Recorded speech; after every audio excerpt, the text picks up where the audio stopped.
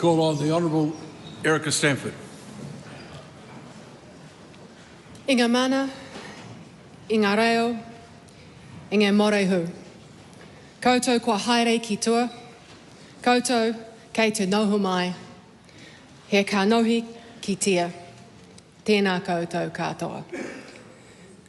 Mr. Speaker, today is historic as we table the Royal Commission report, with an apology to follow on the 12th of November, and we will work alongside, and we are working alongside survivors to design how and where that apology takes place.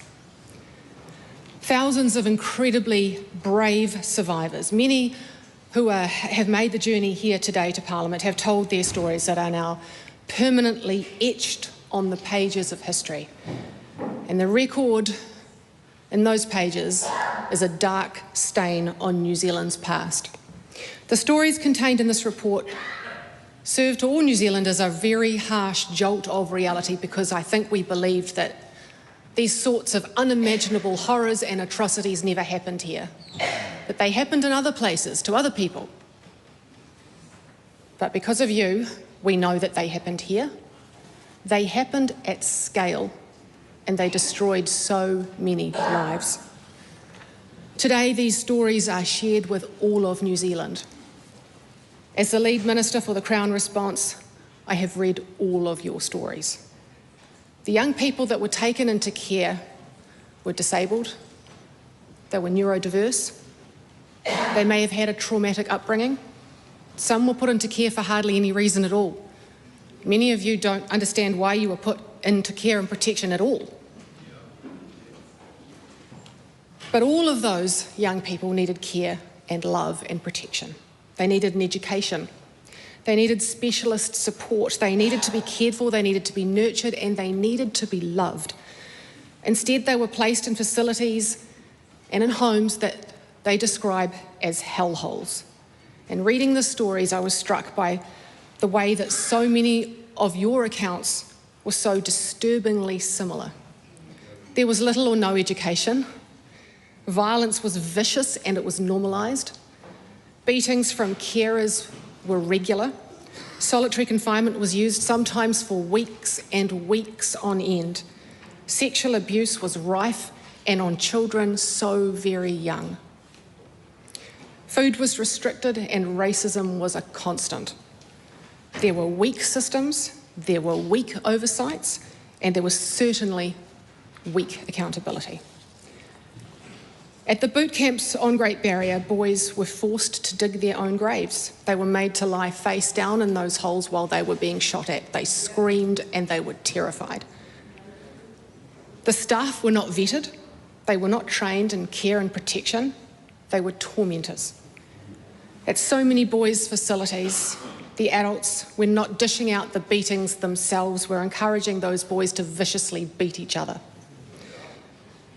At the psychiatric facilities, patients were drugged, they were sexually abused and they were beaten, they were given ECT, they were spent weeks in solitary confinement, they were racially abused, and they'd regressed.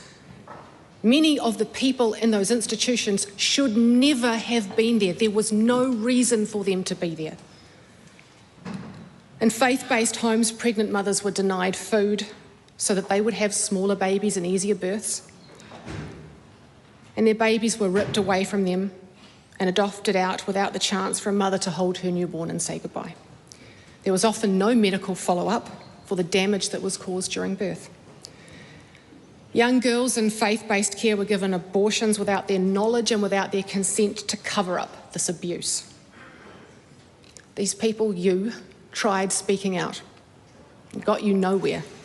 Nobody believed you, and it was safer just to stay silent. Many would attempt to run away from the horrors, to be picked up and taken back and be abused again. One particular account noted that after particularly awful sexual abuse, I ran away that morning, but the police caught me within hours, and when I got back, he was still there, he was waiting for me. Story after story say the same thing. Nobody ever asked us why we ran away.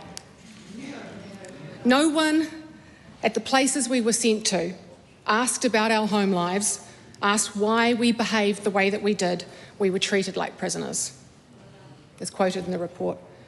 The result of these institutions and facilities were that young people were broken, they were separated from their whānau, they were denied their reo, their sign language, their culture.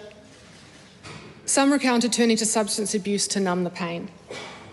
And years of violence in care was normalised and so often played a part of the rest of their lives.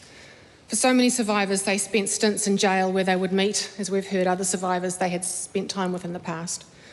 So many survivors found solace in gangs, because gangs were the first place where they were cared about. To the survivors, you repeatedly spoke truth to those who you thought were there to protect you, and too often you were ignored. The abuse was covered up, the investigations were botched, or the investigations didn't happen at all. The Crown owed you all a duty of care and protection, and we have utterly failed you. E kore e ia I te kupu taku aroha mō koutou. And while we have come so far, in too many cases we have not come far enough. The stories of survivors are too often mirrored in what we hear today. Young boys in oranga tamariki care who are fighting each other in MMA-style fights, being filmed by the staff who were not vetted, who were not trained in care and protection. These stories may well have been in these reports, but they're happening now. These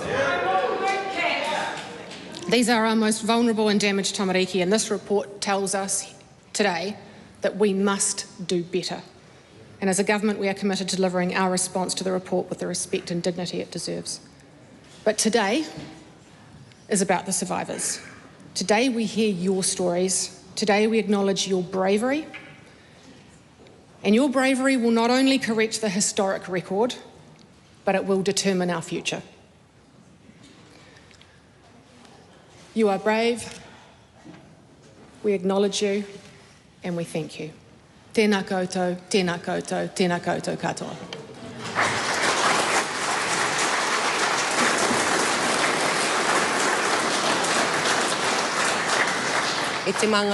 I call on the Honourable Willow Jean Prime.